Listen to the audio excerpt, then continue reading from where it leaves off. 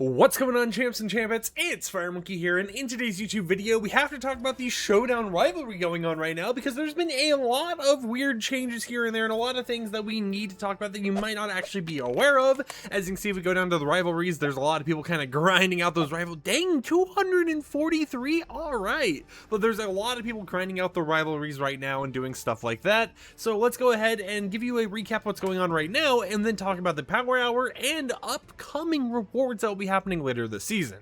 So firstly, the Ice King team is almost there to the Slapperoni Pizza, but we might actually end up seeing Team Foundation unlocking their reward first, being the 7 cannon. The reason for this is because for the entirety of Sunday, the day this video goes live on YouTube, Team Foundation has a 1.5 times multiplier to their score. Now, before this actual Foundation Super Power Hour actually ended up happening, they did on the day one enable like a 1.226 times multiplier on the Foundation, and then tried saying, hey, you know, this was for a Power Hour, it was just a test or something. But at the same time, I feel like they were trying to get the Foundation just a little bit closer to Team Ice King, because Ice King is dominating it. But for Ice King fans out there, your day to actually go ahead and grind out all the rewards is going to be this Friday. For the entirety of Friday, Team Ice King is going to have a 1.5 times multiplier on their score as well. So, you know, it's a little weird to see that Team Foundation kind of gets it on the weekend while Team Ice King gets it on a weekday.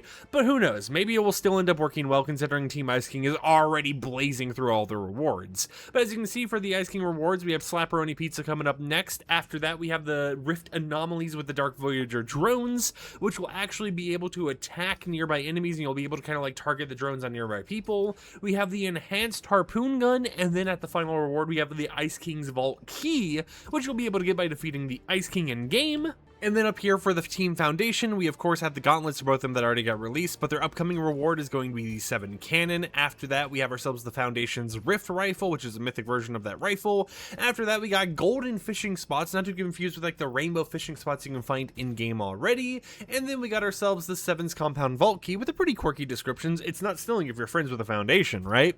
So this is Act 1, but what is going on here with the other acts? As you can see, there's an Act 2 over here. How long is this battle going to happen for? Well, if we go ahead and play this video by Unreal Hybrid over on screen right now, you can see he goes through the entirety of Act 1, but then he actually gave himself access to seeing Act 2 and Act 3, as well as the epilogue early. The main thing you need to know is that Act 2 and 3 are not completed as of right now, and the epilogue isn't completed either, so these are going to be in future content updates that they actually add what the prizes are going to be. Of course, you know, we kind of spends a lot of time highlighting through these, so I'll skip through that real quickly here, so we can go to the next part. But as you can see, after he goes through that final item, then he actually goes over to Act 2. You can see that even though there's no like real rewards happening there, if you try inspecting it, it's just a blank reward as of right now.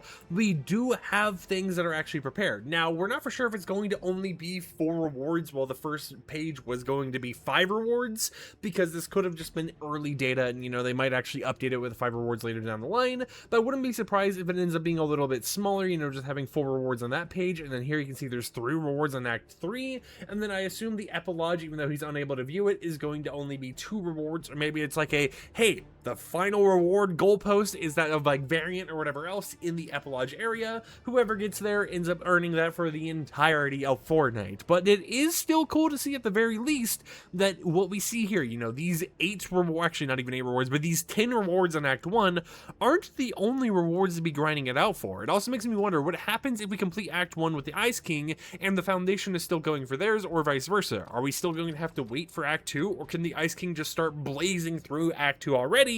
I think it might be a system where Act 1 we have a winner, Act 2 we have a winner, Act 3 we have a winner, and then there's the epilogue at the very end, but we'll only be able to tell as time goes on and we get more and more information.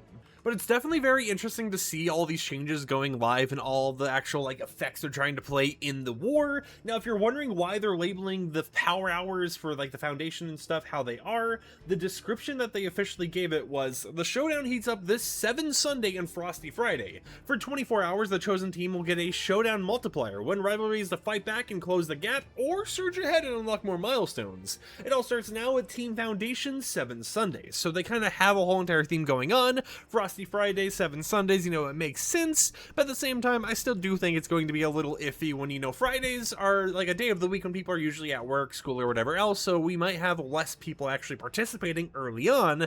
Well, late at night, you know, that's when people start blazing through it. But at the same time, Sunday is like the day before you go back to work and school and all that stuff. If you have like a normal like 9 to 5 Monday through Friday schedule, so who knows, maybe it ends up being balanced out. Until next time, however, like the video if you liked it, dislike it if you didn't like it, and tomorrow we might be doing a video showcasing how to get level 150 and complete the main pass before, you know, anything actually happens, before the super level variants even come out, because as you can see here, I haven't bought any tiers, and I like making those videos for you guys. You guys seem to like the little methods and advice, even if they're kind of the same ones every single year, you know, the same ones all the time, but it's still nice to actually see. Until next time, I'll catch you champs and champions a little bit later with another upload, so until then, peace out.